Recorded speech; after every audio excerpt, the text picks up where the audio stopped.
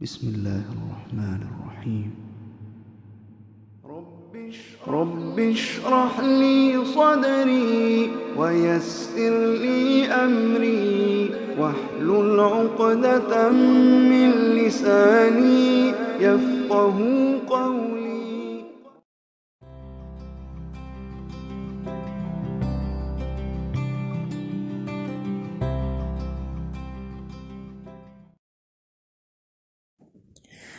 Hello guys, hope everyone is safe. Today we will look at some brain damage and its causes. At the end of the lecture, we will also look at some brain imaging techniques that can be used to detect brain damage. So first we will look at the what is brain damage. Brain damage is actually destruction or degeneration of the brain cells. हमारे जो brain के जो sales हैं, neurons हैं, वो किसी injury की वजह से या किसी न्यूरोलॉजिकल डिसऑर्डर या जेनेटिक फैक्टर्स या इन्फेक्शंस की वजह से जो है वो डिस्ट्रॉय हो जाए या उनकी डीजनरेशन हो जाए, तो उसको हम ब्रेन डैमेज कहते हैं। हम ब्रेन डैमेज जो है वो क्यों स्टडी करते हैं, इसकी 2 रीज़न्स हैं। फर्स्ट ये कि हम अंडरस्टैंड कर सकें कि एक हेल्दी ब्रेन होता क्या है। सेकेंड जो इसका पर्पस है स्टडी करने का वो ये है कि it helps in the development of the new treatments. So हम देखते हैं कि ब्रेन डैमेज की कॉजेज़ कौन सी हैं। सबसे जो फर्स्ट कॉज है वो ब्रेन ट्यूमर्स है। ब्रेन ट्यूमर्स है, सेरेब्रोवास्कुलर डिसऑर्डर्स हैं, क्लोज हेड इंजरीज हैं, इन्फेक्शंस ऑफ द ब्रेन है, न्यूरोटॉक्सिन्स हैं, जेनेटिक फैक्टर्स भी इंक्लूड हैं। Let's look at them one by one. Brain tumours और न्यूप्लाज्म जो है ये इसको न्यू ग्रोथ भी कहते हैं। क्योंकि ये अनकंट्रोल्ड जो रिप्रोडक्शन ऑफ ब्रेन सेल्स है इसको हम ट्यूमर कहते हैं, या आम लफ्ज़ों में हम इसको कैंसर भी कहते हैं। ये ऑब्ज़र्व किया गया है कि जो 100% ऑफ ऑल द ट्यूमर्स जो हैं वो ब्रेन में ओरिजिनेट नहीं होते, बल्कि वो जो है उनके कैंसर फ्रैगमेंट या ट्यूमर फ्रैगमेंट जो हैं वो सर्कुलेटरी सिस्टम के ज़रिए दूसरे ऑर्गन से ब्रेन में जो है वो ट्रांसफ़र हो जाते हैं। इसलिए इनको मेटास्टैटिक ट्यूमर्स कहते हैं, क्योंकि ये ट्रांसमिट होते हैं वन ऑर्गन से अदर ऑर्गन में ड्यू टू ब्लड सर्कुलेशन। और मोस्टली जो मेटास्टैटिक ट्यूमर्स होते हैं वो जो है वो कैंसर्स ऑफ लंग्स, जो फेफड़ों में जो कैंसर होता है उसकी वजह से जो है वो सर्कुलेट करते हुए हमारे ब्रेन तक पहुंचते हैं। इसके जो सिम्टम्स अगर हम लोग देखें तो इसमें मूड स्विंग्स हैं, मेमोरी लॉस है, पर्सनैलिटी चेंजेस होती हैं, इसमें हमें विजनरी प्रॉब्लम हो सकती है, और लॉस ऑफ बैलेंस है, यानी हमारी गेट में या वॉक करते हुए या मूवमेंट करते हुए बैलेंस नहीं रहता हमारी मूवमेंट्स में। नेक्स्ट अगर हम देखें कॉज ब्रेन डैमेज की तो वो है सेरेब्रोवास्कुलर डिसऑर्डर, यानी आम लफ्ज़ों में इसको स्ट्रोक या फालिज कह सकते हैं। ये जो है वो sudden onset of cerebrovascular order that causes the brain damage, हम उसको स्ट्रोक का नाम दे देते हैं। और जो डेड एरिया प्रोड्यूस होता है टिश्यूज़ का ब्रेन में, हम उसको इन्फार्क्ट कहते हैं। ये जो स्ट्रोक है ये बेसिकली यहाँ हाई कोलेस्ट्रॉल की वजह से, हाई ब्लड प्रेशर की वजह से, या जो डायबिटिक्स हैं उनमें जो है, जिनको कोई क्रॉनिक इलनेस हो, उनमें ये जो है कॉमन होता है और उनमें चांसेस ज़्यादा होते हैं स्ट्रोक के। इसके जो है वो 2 मेजर टाइप्स हैं, एक है सेरेब्रल हीमोरेज और एक है सेरेब्रल इस्कीमिया।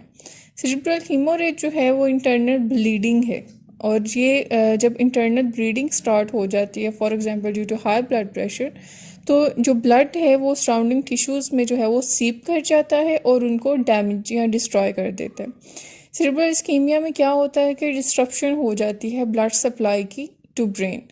इसकी 2 जो है वो रीज़न्स हो सकती हैं। फर्स्ट रीज़न वो ये है कि एक इधर प्लग बन जाता है, यानी कोई डिपॉजिट्स बन जाते हैं फैट्स के, जिनमें हाई कोलेस्ट्रॉल का अगर मसला है तो वो जब लार्जर आर्टरी से स्मॉलर आर्टरी की तरफ जाता है तो वो ब्लॉकेज क्रिएट करता है, जिसकी वजह से डिस्ट्रप्शन हो जाती है ब्लड सप्लाई की to the brain, particular area of the brain. यहाँ जो एक सेकंड रीज़न इसकी क्या हो सकती है कि जो ब्लड वेसल्स हैं वो थिक हो जाती हैं। हमें पता है कि जब एज ज़्यादा हो जाती है तो यहाँ जिनको हाई कोलेस्ट्रॉल का इशू हो, उनकी जो ब्लड वेसल्स हैं वो थिक हो जाती हैं। या इलास्टिसिटी कम हो जाती है। तो इस वजह से जो है वो जो सर्कुलेशन है ब्लड की वो प्रॉपर ब्रेन को नहीं हो पाती। तो इसके स्ट्रोक के चांसेस जो है इससे भी ज़्यादा हो जाते हैं। इसकी जो कंसीक्वेंसेस को अगर हम देखें, इसकी सिम्टम्स क्या हो सकती हैं, उसमें एमनेजिया है, मेमोरी लॉस है यानी एफेजिया है, लैंग्वेज डिफ़िकल्टीज हो सकती हैं, पैरालिसिस हो सकता है और इन स्वेयर केसेस कोमा भी हो जाता है। नेक्स्ट अगर देखा जाए कॉज ब्रेन डैमेज की, तो वो है close head injuries. Close head injuries जो हैं वो तब होती हैं जब हमारा ब्रेन जो है वो स्लैम करता है against the walls of the brain, यानी स्कल के साथ जब वो टकराता है या उसकी कोलाइड होता है, तो जो उसके नतीजे में ब्लीडिंग होती है, हम उसको क्लोज हेड इंजरीज भी कहते हैं। कंट्यूशंस जो है वो एक कॉमन एग्जांपल है क्लोज हेड इंजरी की, जो डैमेज करता है सेरेब्रल सर्कुलेटरी सिस्टम को। ठीक है, इसमें जो इस तरह के जो डैमेज कंट्यूशंस हैं, इनकी वजह से है जो इंटरनल ब्लीडिंग होती है यानी हीमोरेजिंग होती है, जिसको हम और जो जिसकी नतीजे में जो है वो एक क्लोटेड ब्लड सेल्स का जो मैस है वो प्रोड्यूस हो जाता है, जिसको हम हीमाटोमा कहते हैं। अगर जो इसका मोस्टली ये ऑब्ज़र्व किया गया है कि ये क्लोज हेड इंजरीज इतनी जो है वो हार्मफुल नहीं होती, लेकिन अगर किसी भी क्लोज हेड इंजरी के नतीजे में आपको कंफ्यूजन फील करें या सेंसरी मोटर डिफ़िकल्टीज़ हों या लॉस ऑफ कॉन्शियसनेस हो, तो इट मीन्स ये एक स्वेयर आपको ये एक इंजरी है जो शुड बी ट्रीटेड। सो अगर हम लोग देखा जाए तो कंकशंस जो है यानी ब्लो फॉलोइंग अ ब्लो, तो वो लॉस ऑफ कॉन्शियसनेस जो है वो एक समझा जाता है कि वो एक नो लॉन्ग टर्म डैमेज नहीं है। लेकिन अगर रिपीटेड कंकशंस हों जैसे बॉक्सर्स में होता है, तो उनमें जो इंटेलेक्चुअल डिटीरियोरेशन होती है या जो भी उनमें डैमेज होता है वो लॉन्ग लास्टिंग होता है और इरिवर्सिबल होता है।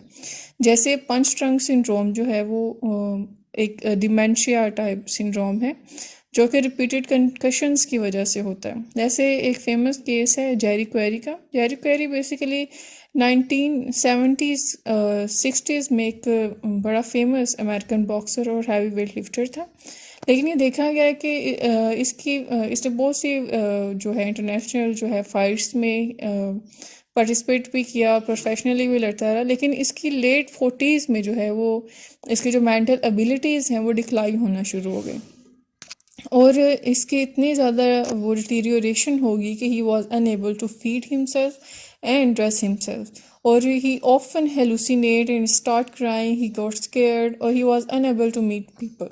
सो इस तरह के जो डैमेजेस होते हैं वो इरिवर्सिबल होते हैं। नेक्स्ट अगर कॉज देखा जाए ब्रेन डैमेज की, तो वो है इन्फेक्शंस ऑफ द ब्रेन। जो इन्फेक्शंस है वो कोई भी ऐसे माइक्रो ऑर्गेनिज्म जो हमारे ब्रेन में एंटर हो जाए वो इन्फेक्शन कॉज करते हैं, और जो इन्फ्लेमेशन होती है उसके नतीजे में उसको हम इनकेफेलाइटिस कहते हैं। सो इसके जो टू मेन कॉजेज़ हैं इन्फेक्शंस की, वो वायरल हो सकती हैं या बैक्टीरियल हो सकती हैं। वायरल में जो डॉग बाइटिंग से या कैट से, रैकून्स और माइस वगैरह की जो बाइटिंग से जो इन्फेक्शन है वो रेबीज़ वेरी कॉमन। तो इसके नतीजे में जो सिम्टम होती है वो फिट्स ऑफ रेज है, आप बहुत ज़्यादा वायलेंट एग्रेसिव हो जाते हैं, you are unable to control yourself. तो इसमें क्या है कि ये ऑब्ज़र्व किया गया है कि 1 मंथ के लिए जो ये वायरस है ये आपकी बॉडी में रहता है और ब्रेन तक नहीं पहुंचता। तो ये एक पीरियड होता है कि जिसमें आप रिकवर कर सकते हैं थ्रू वैक्सीनेशन। सेकंड जो इन्फेक्शन की कॉज है वो है बैक्टीरियल इन्फेक्शंस। बैक्टीरियल इन्फेक्शन में जो कॉमन है वो है सिफाइलिस।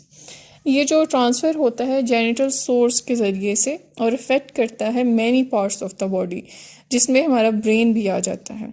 और इसके जो इन्फेक्शन बैक्टीरियल इन्फेक्शन के नतीजे में जो सिम्टम होती है वो डिमेंशिया या इंसैनिटी होती है।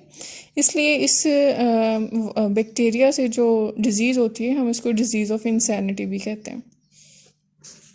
नेक्स्ट जो कॉज है वो न्यूरोटॉक्सिन्स, मतलब कुछ ऐसे केमिकल्स जो अगर हमारी बॉडी में एंटर हो जाएं तो वो हमारे ब्रेन को डैमेज कर सकते हैं। इसमें हैवी मेटल्स भी आ सकती हैं, एंटी साइकोटिक ड्रग्स भी हैं, कुछ रिक्रिएशनल ड्रग्स भी हैं। फर्स्ट हम देखते हैं हैवी मेटल्स को। हैवी मेटल्स में जैसे मर्करी अगर गैस्ट्रोइंटेस्टाइनल ट्रैक्ट के ज़रिए या लंग्स या स्किन के ज़रिए जो है हम इनहेल कर लेते हैं, तो ये हमारे जो है वो ब्रेन को परमानेंटली डैमेज कर लेते हैं, और इसको हम टॉक्सिक साइकोसिस कहते हैं, जो कंडीशन इस मेटल की वजह से प्रोड्यूस होती है, यानी क्रॉनिक इंसैनिटी होती। इसमें 19 और 18 सेंचुरी में जब यूरोप में बहुत ज़्यादा ट्रेंड था हैट वेयरिंग का, तो उसके हैट्स की प्रोडक्शन में जो है मरकरी यूज़ होती थी। तो उस वजह से बहुत ज़्यादा जो मेकर्स थे, हैट मेकर्स, उनमें ये बहुत ज़्यादा डिज़ीज़ जो है वो प्रिवेल की, और बहुत ज़्यादा ब्रेन डैमेज जो है वो इसका हुआ। नेक्स्ट जो है वो एंटीसाइकोटिक ड्रग्स जो इनिशियली आती थी, उनके बहुत ज़्यादा साइड इफ़ेक्ट्स होते थे। आपकी जो मूवमेंट्स हैं जॉ की, या आपकी लिम्स जो हैं वो बहुत टाइट हो जाते थे। लेकिन अब जो ड्रग्स आ रही हैं, although they have less side effects. कुछ रिक्रिएशनल ड्रग्स के जो हैं वो भी आपकी ब्रेन फंक्शनिंग को डिस्टर्ब करते हैं। जैसे लॉन्ग टाइम अगर आप ड्रग्स यूज़ करते हैं, अल्कोहल है, कंजप्शन है, या मैरिजुआना है, या इस तरह की अदर ड्रग्स हैं, तो इसका जो है वो, और हैवी डोज में आप यूज़ कर रहे हैं, तो इसका जो है बहुत ज़्यादा आपकी ब्रेन फंक्शनिंग पे इफ़ेक्ट होता है। नेक्स्ट जो लास्ट फैक्टर है वो है जेनेटिक फैक्टर। बहुत सी जो है वो डिजीज़ जो है न्यूरोलॉजिकल, वो जेनेटिक ओरिजिन होता है उनका, और ये नॉर्मेलिटी जो है वो रिसेसिव जीन की पेरेंट्स टू ऑफस्प्रिंग। सो इसमें जो एक वेरी कॉमन डिजीज़ जो हम देखें वो है डाउन सिंड्रोम, जिसको हम ट्राइसोमी 21 भी कहते हैं, क्योंकि ये एक्स्ट्रा 21 क्रोमोसोम की वजह से होता है, जो कि इधर फादर या मदर की वजह से जो है वो ट्रांसफ़र होता है बेबी में, ऑफस्प्रिंग में। तो इसका क्या है कि इसके सिम्टम्स क्या हैं, फिज़िकल भी हैं, मेंटल भी हैं। फिज़िकल सिम्टम्स में क्या है कि फ्लैटेंड स्कल या नोज़ होती है, स्लांटेड आइज़ हैं, शॉर्ट फिंगर्स हैं, या मैस ऑफ जो सेल्स है वो फैट है वो डिपॉजिट होता है इनकी बैक ऑफ द नेक पे। यहाँ इंटेलेक्चुअल डेवलपमेंट जो है वो रिटार्डेड होती है, बहुत ज़्यादा डिटीरियोरेट होती हैं ऐसे इंडिविजुअल्स में जिनको ये ट्राइसोमी 1 हो। नेक्स्ट कुछ न्यूरोलॉजिकल डिसऑर्डर देखते हैं हम, डिजीज़ देखते हैं जो कि ब्रेन डैमेज से एसोसिएट करती हैं। इसमें कुछ जो है यहाँ पे लिस्ट की गई हैं। इसमें फर्स्ट है पार्किंसंस डिजीज़। पार्किंसंस डिजीज़ जो है वो एक मूवमेंट डिसऑर्डर है जो कि मिडल और ओल्ड एज में वेरी कॉमन है, और इसमें जो है कि इसमें इसकी जो अक्रेंस है वो मेल्स में बहुत ज़्यादा है एज़ कम्पेयर टू फीमेल्स। इसकी जो है मल्टीपल कॉजेज़ जो हैं वो ऑब्ज़र्व की गई हैं। इसमें जेनेटिक हो सकता है, और इसमें अदर फैक्टर्स हो सकते हैं, ड्रग्स की वजह से या इन्वायरमेंटल एक्सपोजर की वजह से। So there are multiple causes of this disease. इसके सिम्टम्स में देखा जाए तो मस्कुलर रिजिडिटी है, डिफ़िकल्टी इनिशियलाइजिंग मूवमेंट्स है, slowness of the movement, and mask like face. यानी आप जो एक्सप्रेशन आप जो दे सकते हैं फेस से, वो आपकी बहुत ज़्यादा रिड्यूस हो सकती है, और बिल्कुल एक स्पॉटलेस सा फेस रहता, स्पॉटेड सा फेस रहता है आपका। इसका नेक्स्ट जो है हंटिंगटन डिजीज़। ये एक प्रोग्रेसिव मोटर डिसऑर्डर है जो कि ओल्ड और मिडिल एज में होता है, और ये बहुत रेयर है क्योंकि इसकी जेनेटिक बेसिस हैं, और जिन लोगों में या जिन फैमिलीज़ में ये जीन म्यूटेशन होती है, उन फैमिलीज़ में ये सिर्फ पाया जाता है। ये आगे जो है ये थोड़ी इसमें क्या है कि वो ऐसे ही फैमिलीज़ में जो है ये ट्रांसफ़र होता है जनरेशन टू जनरेशन, और ये एसोसिएट है मोस्टली डिमेंशिया से। इसके सिम्टम्स अगर देखे जाएँ तो इसमें बॉडीली सिम्टम्स भी हैं, जैसे जर्की मूवमेंट्स हैं, रिजिडिटी ऑफ द मसल्स है, लॉस ऑफ बैलेंस है, और डिफ़िकल्टी इन स्पीच। इसके अलावा जो है इससे मेमोरी लॉस भी जो है वो वेरी कॉमन है। इसके अलावा मल्टीपल स्क्लेरोसिस जो है एक कंडीशन है जो कि प्रोग्रेसिव ऑटो इम्यून डिजीज़ है, जो कि इसका डिस्टर्बिंग एक फैक्टर ये है कि ये यंग लोगों को जो है वो बहुत ज़्यादा अफेक्ट करता है, क्योंकि इनमें जो है ये जो इनका इम्यून सिस्टम है वो अटैक कर देते हैं उनके अपने ही ब्रेन सेंट्रल नर्वस सिस्टम पर। इसके जो कॉमन काजेज़ वो सिम्टम्स जो देखी गई हैं वो है विजुअल डिस्टर्बेंस है, मस्कुलर वीकनेस है, एटैक्सिया है, यानी मोटर कोऑर्डिनेशन जो है वो इनकी स्वेली रिड्यूस हो जाती है। इसके अलावा ये भी देखा गया है कि ये उन लोगों में बहुत ज़्यादा कॉमन होता है जो कूल क्लाइमेट्स में अपना चाइल्डहुड जो है वो स्पेंड करते हैं। Some genetic factors are also important, क्योंकि कुछ जो लोगों में ये बहुत कॉमन है, जैसे कॉकेशियंस में जो है ये बहुत ज़्यादा है पाया जाता है, फीमेल्स में ये बहुत ज़्यादा है एज़ कम्पेयर टू मेल्स, और एशियंस में और अफ्रीकन्स में ये बहुत रेयर है कि ये डिज़ीज़ पाई जाए। लास्ट जो साइकोलॉजिकल डिज़ीज़ है वो है अल्जाइमर। अल्जाइमर जो है वो कॉमन है ओल्ड एज में, और ये है कॉज करता है डिमेंशिया, लेकिन ये 40 इयर्स की एज में भी, समटाइम मिडल एज में भी जो है वो हो जाता है।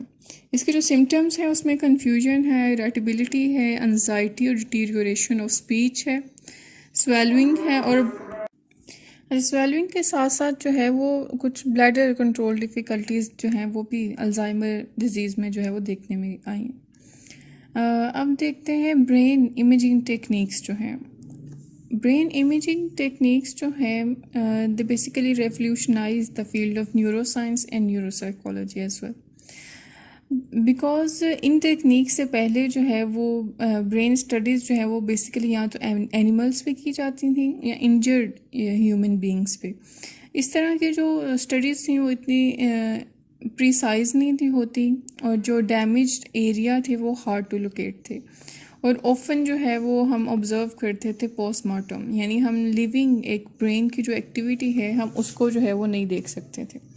लेकिन इन टेक्नोलॉजीज़ की वजह से हमने बहुत ज़्यादा, हम जो है एक लाइव ब्रेन जब वो एक टास्क परफॉर्म कर रहा है तो हम जो है वो उसकी एक्टिविटी को इवन एक्सॉन, वो जो न्यूरॉन के लेवल पर जाकर है हम जो है वो उसको स्टडी कर सकते हैं। इसमें बहुत सी टेक्नोलॉजीज़ हैं, जैसे इलेक्ट्रोएन्सेफलोग्राफी है, पॉजिट्रॉन एमिशन है, थेरेपी है, मैग्नेटिक रेजोनेंस इमेजिंग है, एंड सो ऑन। लेकिन यहाँ पे जो है हम लोग जो ब्रॉडली 2 टाइप्स ऑफ जो है ब्रेन इमेजिंग टेक्निक्स जो हैं हम उसको देखेंगे। ब्रेन इमेजिंग टेक्निक्स को अगर हम देखा जाए तो हम ब्रॉडली 2 जो कैटेगरीज हैं उसमें हम लोग इसको कैटेगराइज कर सकते हैं। फर्स्ट है स्ट्रक्चरल इमेजिंग और सेकंड है फंक्शनल इमेजिंग। जैसे कि नेम से ही डिपिक्ट है कि जो स्ट्रक्चरल इमेजिंग है वो ब्रेन एनाटॉमी या फिजिकल एबनॉर्मेलिटीज़ जो है उसके लिए यूज़ होती है, जैसे ट्यूमर्स, ब्लीडिंग, ब्लड क्लॉट्स या बर्थ डिफॉर्मिटीज़ जो ब्रेन में होती हैं वो स्ट्रक्चरल इमेजिंग के ज़रिए हम देख सकते हैं। सेकंड जो है वो फंक्शनल इमेजिंग है, यानी हम ब्रेन की जो एक्टिविटी है सर्टन पार्ट्स की वो हम देख सकते हैं, जबकि पर्सन कोई भी टास्क परफॉर्म कर रहा हो तो हम उसकी जो है वो उस दौरान जो उसकी ब्रेन में जो चेंजेस आती हैं हम उसको ऑब्ज़र्व कर सकते हैं। हम स्ट्रक्चरल इमेजिंग में की अगर बात करें तो इसमें जो फर्स्ट जो टेक्निक है या टेक्नोलॉजी है वो है कंप्यूटराइज्ड टोमोग्राफी। कंप्यूटराइज्ड टोमोग्राफी जो है एक, इसमें हम एक कंप्यूटर यूज़ करते हैं जो कि एक्सरेज, सीरीज़ ऑफ एक्सरे जो है वो हम उस पे पर्सन का जो है हम स्कैन लेते हैं उसके ज़रिए, एक्सरेज के ज़रिए, और फिर हम कंप्यूटर पे जो है उस स्कैन को डिफरेंट एंगल से देखकर हम एक बेटर रेजोल्यूशन जो है उस पार्ट की जो है वो हम देख सकते हैं with the help of X-rays. और इस तरह के जो सीटी स्कैन्स जिसको कहा जाता है वो ट्यूमर्स और लेयंस जो है ब्रेन की उसके लिए और एक अर्ली स्टेज पे जो है वो डिटेक्शन के लिए वेरी हेल्पफुल है। नेक्स्ट जो एक स्ट्रक्चरल इमेजिंग टेक्निक है वो है magnetic resonance imaging. Magnetic resonance imaging जो है वो एक एडवांस एक टेक्निक है as compare to CT scan. इसमें क्या है कि हम जो है हाई डेफिनेशन इमेजिंग प्रोड्यूस कर सकते हैं और पर्सन को जो है वो ब्रेन को वो डिफरेंट एंगल से देख सकते हैं, ना सिर्फ उसके ब्रेन को बल्कि डिफरेंट पार्ट्स को भी। जैसे हम उसका जो है वो सैगिटल प्लेन जो है वो देख सकते हैं सेक्शन ब्रेन का, यानी उसका सैगिटल से मुराद लेफ़्ट राइट। इसके अलावा हम जो है उसका कोरोनल सेक्शन देख सकते हैं ब्रेन का, यानी फ्रंट बैक का देख सकते हैं। सो इस तरह जो है हम डिफरेंट एंगल से जो है ब्रेन को स्टडी कर सकते हैं विद बेटर रेजोल्यूशन। और एमआरआई जैसे इसके नाम से ही जाहिर है कि इसमें जो है हम मैग्नेटिक फील्ड यूज़ करते हैं, जबकि हम सीटी स्कैन में एक्सरेज जो है वो यूज़ की जाती हैं। लेकिन इसमें ये एक प्रिकॉशन है कि हम जब हम मैग्नेटिक रेजोनेंस इमेजिंग कर रहे होते हैं एमआरआई, तो हम जो है कोशिश कर सकते हैं कि पेशेंट ने कोई मेटल ऑब्जेक्ट ना पहना हो that could be attracted by magnetic field. और दूसरा ये है कि बहुत ज़्यादा नॉइस इससे प्रोड्यूस होता है, तो हम जो है वो एयर प्लग्स यूज़ करते हैं, हम पेशेंट को देते हैं बिफोर स्कैनिंग। जो डिफरेंस है बेसिकली सीटी स्कैन और एमआरआई का, वो ये है कि जो सीटी स्कैन है वो एक प्राइमरी टूल है चेस्ट और एब्डोमेन के स्कैन के लिए, और ये इसमें जो है हम आयोडीन इंजेक्ट करते हैं एक एज अ कंट्रास्टिंग एजेंट। इसमें आयोडीन का ये है कि इसमें एलर्जिक रिएक्शंस बहुत ज़्यादा होते हैं समटाइम, तो इसको इसलिए इतना प्रेफर नहीं किया जाता। जबकि जो एमआरआई है वो हैंड फीट्स या स्पाइनल कॉलम या ब्रेन के लिए ज़्यादा प्रिसाइज टेक्निक है, तो इसके लिए हम जो है गेडोलिनियम एक सब्सटेंस है वो यूज़ करते हैं, क्योंकि इसके जो है वो लेस रिस्की है और इसके एलर्जिक रिएक्शन जो है वो आयोडीन के मुकाबले में बहुत कम है। फंक्शनल ब्रेन इमेजिंग टेक्निक्स को देखा जाए तो इसमें 3 टेक्निक्स हैं। फर्स्ट जो है वो इलेक्ट्रो इंसेफ्लोग्राफी है। ये एक non invasive method of measuring the electricity of the brain है। इसमें क्या है कि हम जो ब्रेन स्कैल्प है उसके ऊपर इलेक्ट्रोड्स जो है वो लगाते हैं, और हम इस इलेक्ट्रोड्स की मदद से ब्रेन जो एक्टिविटी है उसको हम ऑब्ज़र्व करते हैं। इसकी एक अदर टेक्निक भी है इसकी इलेक्ट्रोइंसेफ्लोग्राफी की, जो कि मैग्नेटो इंसेफ्लोग्राफी है, जो कि मेजर करता है activity of the brain in real time. Real time मतलब इन मिली सेकेंड्स में जो है हम पर्सन की एक्टिविटी को मेजर कर सकते हैं एज़ कम्पेयर टू इलेक्ट्रोइंसेफ्लोग्राफी। तो मैग्नेटोइंसेफ्लोग्राफी जो है वो ज़्यादा जो है वो फास्ट हमें जो है एक रिज़ल्ट जो है वो देता है। इसमें क्या है, नेक्स्ट जो टेक्निक है वो है फंक्शनल मैग्नेटिक रेजोनेंस इमेजिंग। पीछे हमने मैग्नेटिक रेजोनेंस इमेजिंग पढ़ी जो स्ट्रक्चर के लिए यूज़ होती है, एनाटॉमी के लिए।